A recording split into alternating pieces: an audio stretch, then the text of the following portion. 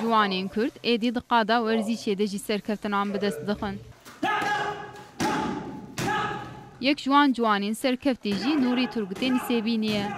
Turgut li Batmanê beşdarî duyem pêşbaziya Wûşûyê ya navneteweyî bûbû.